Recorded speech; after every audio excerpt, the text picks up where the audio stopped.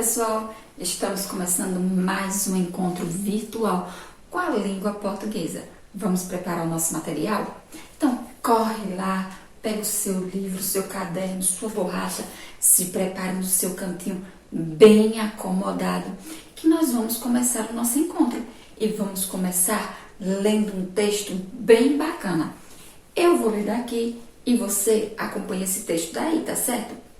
Se você quiser acompanhar não só ouvindo, mas visualmente também, ele está lá na página 74 do seu livro de português, tá certo? É um texto de experimento científico. Velas para comer. Quando terminamos de cantar parabéns a você, a vela costuma ser retirada do bolo depois de apagada. Neste experimento, você vai aprender a usar a energia dos alimentos para fazer uma vela, que pode ser comida com o bolo. Neste experimento, é necessário manusear fogo e objetos cortantes. Para realizá-lo, peça auxílio a um adulto. Você vai precisar de castanha do Pará, ou amendoim, castanha de caju, nozes, avelã, fósforo ou isqueiro, faca, clipes de papel. Mãos à obra. Primeiro, com cuidado, faça uma ponta em uma castanha do Pará, usando a faca. Segundo, aproxime um fósforo aceso da ponta e aguarde até que uma chama se forme. 3. Experimente com outros alimentos, como nozes, avelãs ou amendoins. Se forem muito pequenos, podem ser espetados num suporte feito com clipe ou de papel. Depois que eles queimarem um pouco, é possível apagá-los e comer a parte que restou. Dicas do Iberê. De todos os alimentos mostrados, a castanha do Pará é a que dura mais tempo acesa, cerca de 2 minutos. Se você quiser comê-la depois que apagar, é importante esperar esfriar e se certificar que não há nenhuma brasa acesa por dentro, da parte que ficou preta. Dica do Alfredo. Se você tentar acender um óleo vegetal, como o óleo de soja, por exemplo, vai ver que não é tão fácil assim. Mas é possível transformar os óleos vegetais em substâncias mais inflamáveis. Isto é feito no processo de produção de biodiesel, que pode servir de combustível para motores de carro, ônibus, caminhão, etc. O que aconteceu? Sabemos que os alimentos fornecem energia para o nosso corpo funcionar, do mesmo jeito que carro não anda sem combustível. Nós não vivemos sem comida. O interessante é que não costumamos considerar os alimentos como combustíveis, ainda mais do tipo que pega fogo. Ou você imaginava que era possível acender uma castanha? Isso acontece porque as frutas e sementes usadas no experimento contêm muita gordura, óleo vegetal, na sua composição. Esses óleos são reservas de energia e, quando queimam, liberam a energia acumulada. No nosso corpo, gorduras, carboidratos e outros componentes de alimentos não são queimados, obviamente, mas a energia contida neles é aproveitada numa série de transformações químicas no interior das células. O que são calorias? Para fazer as tabelas de valores nutricionais, aquelas que encontramos na parte de trás das embalagens dos alimentos, os cientistas determinam a quantidade de calor liberado pelo alimento. Uma caloria é a quantidade de calor necessária para se elevar em 1 grau a temperatura de grama de água. Já uma quilocaloria são 1000 calorias, ou seja, se uma barra de chocolate tiver 500 quilocalorias, significa que, com a energia contida nela, é possível elevar em 1 grau a temperatura de 500 litros de água. Hoje, a unidade de energia mais usada nos meios científicos é o joule, mas as calorias continuam populares nos rótulos de informações nutricionais.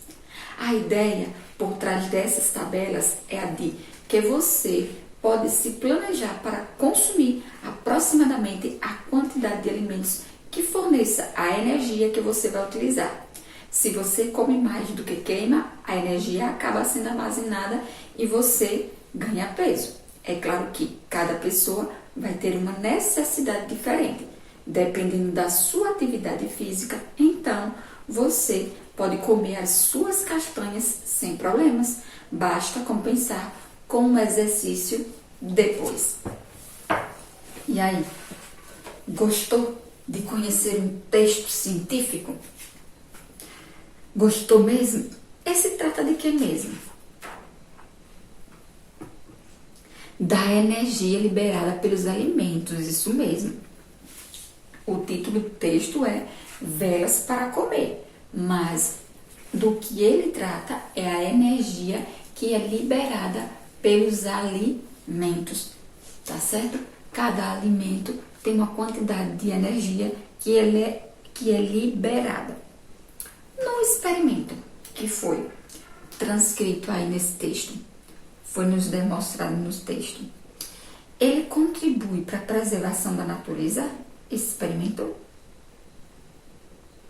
Sim, muito bem, mas por que esse experimento de utilizar a castanha do Pará como uma vela para bolo de aniversário, por que ele contribui com a preservação do meio ambiente? Muito bem, porque deixamos de consumir o produto que é industrializado e que iria para o lixo. A gente está utilizando algo natural e pode ser consumido porque é comestível. É uma castanha, um produto comestível. Ele pode ser consumido depois. E a vela tradicional, a gente utiliza uma vez e depois descartamos ela, jogamos fora e contribui com a poluição, com o aumento do lixo no planeta, não é isso? Agora, o texto, nós já sabemos, é um experimento científico, né? E texto de experimento científico, ele tem objetivo de quê, esse texto? Muito bem, mostrar um experimento e explicar o que acontece, apresentando cada etapa, cada dado que foi sendo anotado durante todo o processo. Então, os textos de experimento científico têm essa função. Ele mostra um experimento e explica o que aconteceu. Ele vai lhe dar os materiais que você precisa para utilizar, o passo a passo de como você vai fazer aquele experimento e depois ainda vai lhe mostrar os resultados. Ele vai lhe dizer o que aconteceu ao final de cada etapa e no final de tudo, tá certo? Apresentando ainda os conceitos científicos envolvidos ali. O porquê aquilo aconteceu. Por que a castanha pegou fogo? Então, que é porque ela tem o quê? Óleo, que é um tipo de combustível de liberação de energia. Tá certo?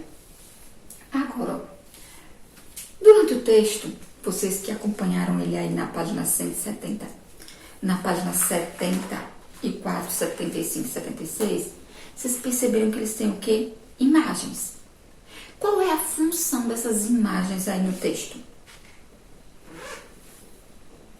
Muito bem, as imagens servem para ajudar o leitor a entender e a identificar os materiais e cada etapa que devemos seguir, o sequenciamento do experimento. Então, ele ajuda a gente a ver, saber qual é o material a ser utilizado e ainda a compreender que material eu utilizo em cada etapa e de que forma eu vou utilizando. Bom, como está organizado o texto que você lê? Por que ele foi organizado dessa forma? Como é que ele está organizado o texto? Como ele está estruturado? Muito bem, ele está organizado em partes. Partes que são o quê? Marcadas, isso mesmo, por intertextualidade. títulos. Ou seja, eu tenho o título principal do texto, que é Velas para Comer. Aí eu vou ter meu passo a passo, que são os intertítulos. Depois eu tenho o quê? O que aconteceu, mais um outro intertítulo. E a explicação científica do que são essas calorias. Então, esses são os intertítulos do meu texto, certo? Então, é dessa forma que o meu texto está organizado. Ele foi organizado dessa forma por quê?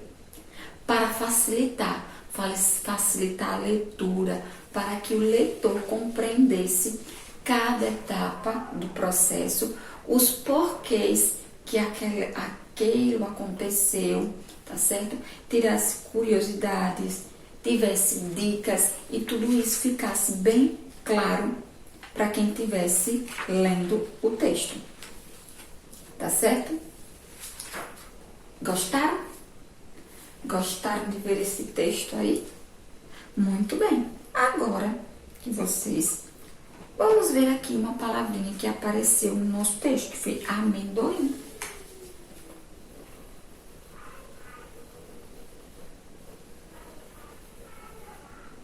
Pronto. Essa palavrinha aí apareceu no nosso texto. Logo lá no início, quando ele cita os materiais, que podem ser a castanha do Pará, ele fala também outros materiais. Vamos ver quantas letrinhas a palavra amendoim tem? 1, 2, 3, 4, 5, 6, 7, 8. 8 letrinhas compõem a palavra amendoim. Mas, que letrinhas são essas que compõem a palavra amendoim? O A, o E, o O, o I, que são as vogais. Consoantes nós temos o M, o N e o D. Ou seja, 1, 2, 3 consoantes. Sendo que a letra M, ela aparece 2 vezes aqui. Aparece logo aqui e aparece ao final da palavrinha, tá certo? Amendoim. E qual é a primeira letrinha da palavra amendoim? A. Muito bem. Qual é a última letra da palavra amendoim?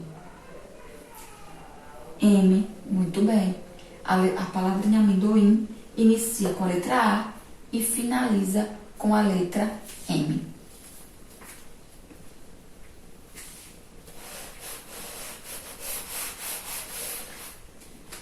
Agora que vimos essa curiosidade aí da palavrinha amendoim, ou seja, vimos quais as letrinhas que compõem ela, vimos também qual a primeira letra, a última, as consoantes que estão nela, as vogais. Vamos falar sobre os tempos verbais? Vamos descobrir quais são os tempos verbais? Você sabe o que é o tempo verbal? Ou quais são os tempos verbais? Sabe? Então, quais são os tempos verbais? Ah, muito bem. Presente,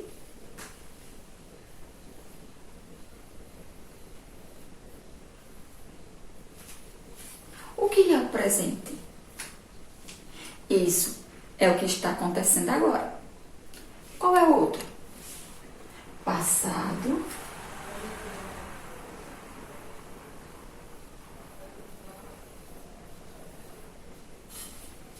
e o que é o passado? O que já aconteceu, muito bem. Se o presente é o que está acontecendo agora, passado é o que já aconteceu. E qual é o outro? Futuro, muito bem.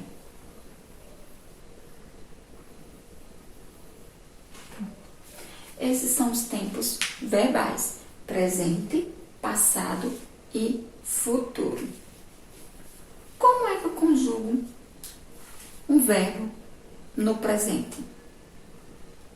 Exemplo: o verbo correr. Eu vou correr. Muito bem.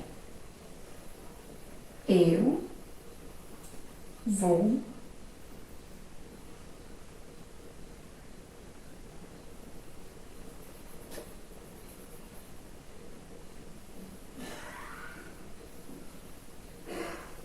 Pronto, vamos lá. Observe aqui na colocação da frase. Eu vou correr. Eu vou. Isso quer dizer o quê? Futuro, muito bem. É futuro. É algo que ainda vai acontecer. Ó, eu vou correr. É algo que ainda vai acontecer. Agora, se eu digo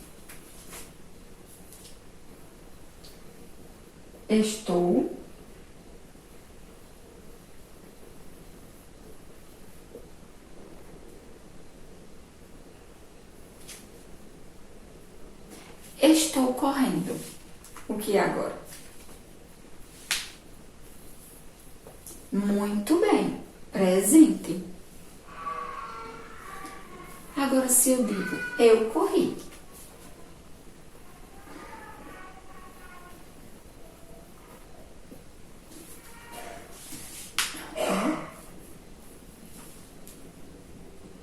Eu corri. É algo que já aconteceu. Muito bem. Então,